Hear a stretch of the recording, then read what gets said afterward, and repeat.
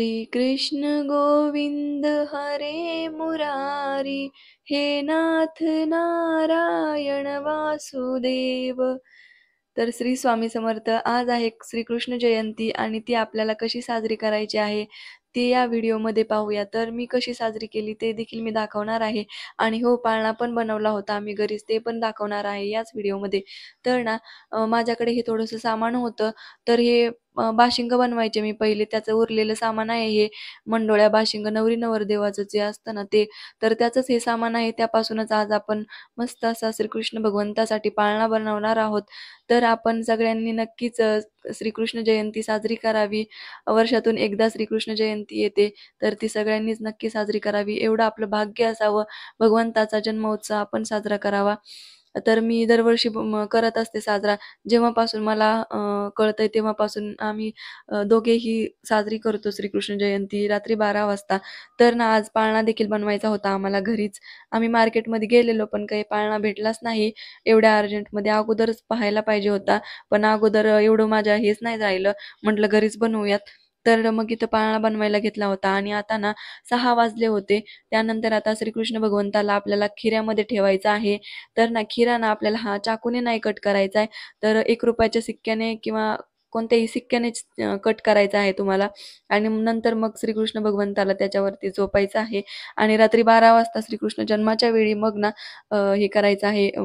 तर इथं मग खिरा कट करून घेतला होता सिक्क्याने आणि त्यानंतर ना वरचं जे आहे ना कव्हर त्याला पण कट करायचं आहे. तर माझा माझा बाळकृष्ण एवढा आहे, याच्यामध्ये बसत नव्हता म्हणून मी ना थोडंसं जास्त कट केलेलं आहे. तुमचा कृष्ण छोटा असेल तर तुम्ही छोटं देखील करू शकता. आणि आता मी बाळकृष्णांना याच्यामध्ये झोपवलं आहे आणि त्यानंतर रांगोळी वगैरे काढून घेतली. दिवे वगैरे लावले आणि त्यानंतर बाहेर पण रांगोळी काढली होती मी. आज भगवंताचा जन्म होणार आहे. खूप छान वाटत होतं. इतकी पॉझिटिव्ह एनर्जी येत होती आणि आज मी म्हणजे उपवास देखील धरला होता आणि सकाळपासून मी म्हणजे थोडंसंच हे खाल्लं होतं आणि त्यानंतर आता रात्री 12 वाजता आपण कृष्ण जन्म केल्याच्या नंतर आता उपवास सोडायचा आहे. तर एवढ्या रात्री जेवायला नाही होत, तरी पण ना मी आज पंजिरी बनवणार होते. देवाला खूप प्रिय आहे पंजिरीचा प्रसाद आणि असं म्हणतात, की पंजिरी खाल्ल्याशिवाय उपवास सुटत नाही. तर आमच्या गावाकडे ना पंजिरी बनवायची ना, बाबाजीचं मंदिर आहे एक, तिथं ना खूप जास्त प्रमाणात पंजिरी बनवायची आणि सगळ्यांना मग सकाळी वाटायची ते प्रसाद म्हणून आणि तेव्हा कुठे सगळ्यांचा उपवास सुटायचा. तर मी लहानपणापासून हे पाहिलेलं आहे सगळं काही. तेव्हा असं आमच्या तिकडं नाही म्हणजे नाही का साजरी करत कुणी 12 वाजता. पण मग आम्हाला जेव्हापासून जमतंय ना, आम्ही तेव्हापासून दोघेही साजरी करतो आणि त्यानंतर इथं माझे मिस्टर ना पाळणा बनवत होते भगवंतासाठी. तर बघू शकता ही सगळी तयारी केली होती. तर सगळं काही पेपरपासूनच बनवलं होतं यांनी आणि वरतून ना गिफ्ट पेपर लावला होता. आता हे चिटकतच नव्हतं खाली. तर ना मी मग सुईने टाईट करून घेतलं ते. असं होतच नव्हतं. तर हे खूप जास्त सटकत होतं यामधून. खूप प्लेन पेपर आहे ना त्यामुळे. मग मी सुईने सगळं काही आवळून घेतलं आणि त्यानंतर मग इथं पाळणा रेडी झाला होता आणि हे ना बाशिंग बनवायचं आहे. नवरी नवरदेव जे असतात ना त्यांना बाशिंग मंडोळ्या बनवतात ना, त्याचं आहे हे सामान आणि मी अगोदर बनवायचे. ऑर्डर पण यायच्या खूप जास्त. पण त्याला ना लय वेळ लागतो. एक एक बाशिंग बनवायला जवळ-जवळ अर्धा पाऊण तास लागतो. फिनिशिंग पण आली पाहिजे तशी. त्याला खूप जास्त मेहनत आहे. त्यामुळे ना मी आता नाही बनवत ते आणि त्याचंच उरलेलं सामान आहे ते. आता ठेवलंय मी तसंच. कधी पण ते उपयोगी पडतं आणि बघू शकता इथं आपला सुंदर असा श्रीकृष्ण भगवंतासाठी पाळणा तयार झालेला आहे आणि खूप छान वाटत होतं मला. हातांनी पाळणा बनवला होता माझ्या मिस्टरांनी. बघू शकता हे छान झालेलं आहे.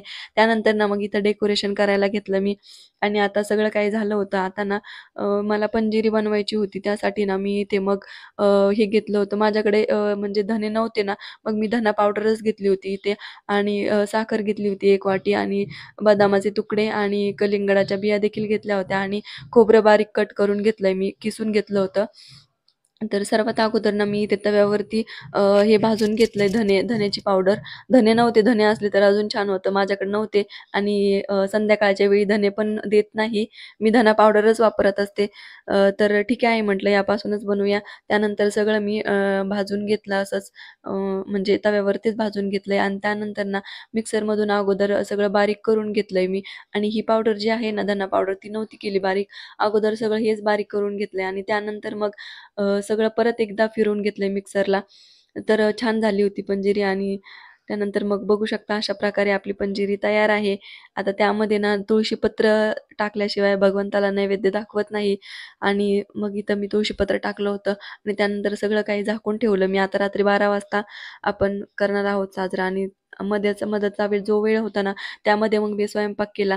तर स्वयंपाकामध्ये मी आज ना काही नाही सिंपलच केलं होतं. तर छोलेची भाजी बनवली होती सिंपल आणि राईस बनवला होता. तर रात्री 12 वाजता एवढ्या चपाती ते नाही खाऊशी वाटत. मग ना थोडासा भातच केला होता मी आणि इथे ना मसाल्याचा डब्बा हे नाहीये, म्हणजे मसाल्याचा डब्बा नाहीये माझ्याकडे. मी घेणार आहे लवकरच. तर मी असंच ना पोळ्याच्या डब्यामध्येच मसाला ठेवत असते. आता मी लवकरच घेणार आहे तो पण डब्बा आणि इथे ना आता मी भात टाकत होते शिजण्यासाठी आणि थोडासाच केला होता. रात्री एवढ्या 12 वाजता कोण खाणार ना जास्त. म्हटलं थोडंसंच खाऊया. त्यासाठी नैवेद्य पण दाखवायचा होता ना म्हणूनच केलं होतं. आणि बघू शकता मी असं सगळं काही डेकोरेशन करून ठेवलेलं आहे. समोर छान अशी रांगोळी काढलेली आहे आणि पाळणा देखील ठेवलेला आहे आणि आज दुपारी जे ना मी हे आणलं होतं ना त्यानेच मी डेकोरेशन केलेलं आहे. माझ्याकडे नव्हतं हे. मग आम्ही भुईकोट किल्ल्यावरती गेलो होतो ना तिकडे विकायला होतं हे आणि मी तिथूनच हे तोरण आणलेलं आहे. छान-छान आहेत छोटे-छोटे. तर त्याने मी छान डेकोरेशन केलं होतं आणि मोरपीस ना पहिलेच होते आणि कपडे पण होते श्रीकृष्ण भगवंताला. तर कपडे खूप मोठे झाले होते. आता मी नक्की पुढच्या वेळेस छान कपडे आणणार आहे, जे छोटे असतील ते. आणि आता इथे सगळी तयारी झाली होती माझी. आता बघू शकता इथं सगळं काही रेडी करून ठेवलंय मी. पंचामृत देखील बनवलं होतं मी आणि पंचामृतामध्ये तुम्हाला काय-काय टाकायचं आहे, तर पंचामृतामध्ये सर्वात अगोदर दूध टाकायचंय, दही टाकायचंय, तूप टाकायचंय, साखर टाकायची आणि मध टाकायचं आहे. आणि अशा प्रकारे सर्व पंचामृत तयार होतं. मग श्रीकृष्ण भगवंताला पंचामृताने स्नान करवायचं आहे आपल्याला आणि त्यानंतर मग मस्तपैकी स्वच्छ पाण्याने स्नान करून मग वस्त्र घालायचे आहेत. आणि आता इथे ना 12 वाजायला फक्त 5 मिनिटं बाकी होते आणि त्यानंतर मी गाणे वगैरे लावले होते सगळं म्हणजे श्रीकृष्णाचे गाणे लावले होते मोबाईलवरती यांच्या आणि माझ्या मोबाईलने मी शूट करत होते. म्हणजे ठेवला होता एका साईडला काही नाही हे करून आणि इथे ना मग आता सगळं काही झालं होतं. 12 वाजले होते. 12 वाजायला 1च मिनिटं बाकी होता. मग आम्ही दोघेही बसलो इथे पूजा करण्यासाठी आणि इथं आता 12 वाजलेले आहेत पूर्ण आणि अ, आम्ही इथं श्रीकृष्ण जन्म साजरा करतोय. इतकं छान वाटत होतं. सगळीकडे आमच्या पूर्ण बिल्डिंगमध्ये ना सगळीकडे घंट्यांचा आणि शंख वाजल्याचाच आवाज येत होता. सगळे सगळे जागे होते 12 वाजेपर्यंत. बघा ना सगळे काही जन्म उत्सव साजरा करत होते श्रीकृष्ण भगवंताचा आपल्या आपल्या घरी. तर एवढं भाग्य आपल्या घरी श्रीकृष्ण भगवान यावे हे कुणाचंही नाहीये. तर